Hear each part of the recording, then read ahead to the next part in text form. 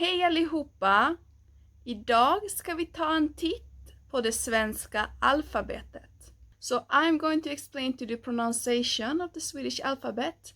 I'm going to give you some examples, both words and sentences, and I'm going to explain how the sounds might change depending on the word or the sentence. And I'm also going to explain to you a few letters that my students often get confused with. Do you know, for example, the difference between these three sounds in Swedish?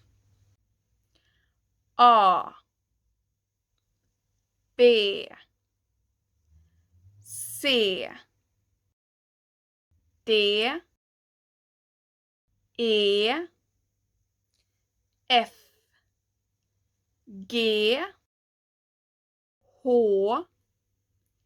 I, J, K, L, M, N, O, P, Q, R, S, T, U, V, W, X, Y, Z, Å, Ä, Ö. So two letters that my students often have a problem with is E and Y. They can sound a bit similar, E, Y.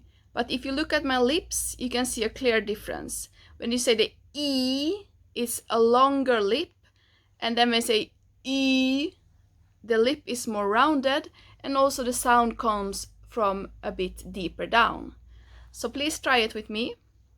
E, E, E, E. The second one that people often get confused are these three.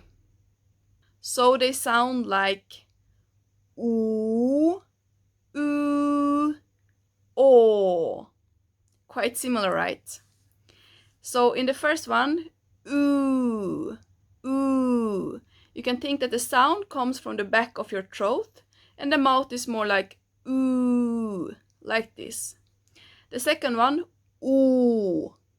The sound comes a bit from more down in your cheeks, down in your jaw, and it's more like ooh, ooh, a rounder sound. And then the last one, oh. Here you open your mouth a little bit more, oh, and the sounds come from the middle, oh. So let's try it one time together. Ooh, ooh, oh. And then the third thing that my students usually struggle with are the three Swedish characters, the three Swedish letters.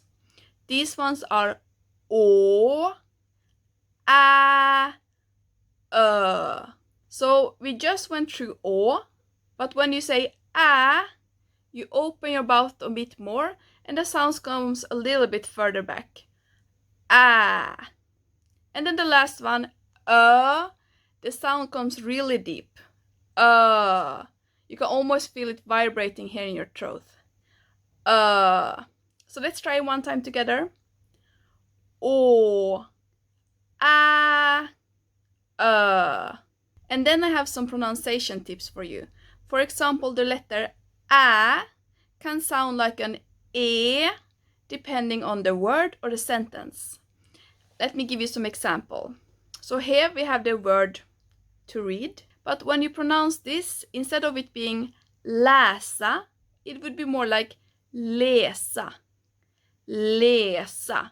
However, if you take a word like this, which means teacher, it would be an ä sound, lärare, lärare. So depending on the word, the sound changes from an e to an ä, even though it's the same letter. Secondly, let's practice some words that start with these three letters. Let's start with å.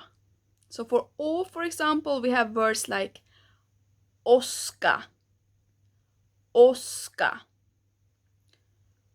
åskådare, åskådare, åka, åka. And then for ä, we have words like ärta, ärta, äta, äta. Here you can again hear that the sound changes from an ä to an e. Äta. Äntligen, äntligen. And then we had the final one, ö. And did you know that the letter ö in itself means island? So if you just say ö, that means island in Swedish. But here are some other words that also starts with ö. Överraska, överraska, öva, öva, öl, öl. The last one is a very useful word if you're traveling in Sweden during the summer. Since these three letters are different from the English alphabet, they can be a bit tricky, but you can think that the å is like the o in more, more. And you can think that the ä sounds kind of like the a in cat, cat, cat. And finally, the pronunciation of ö is kind of like the I in bird, bird.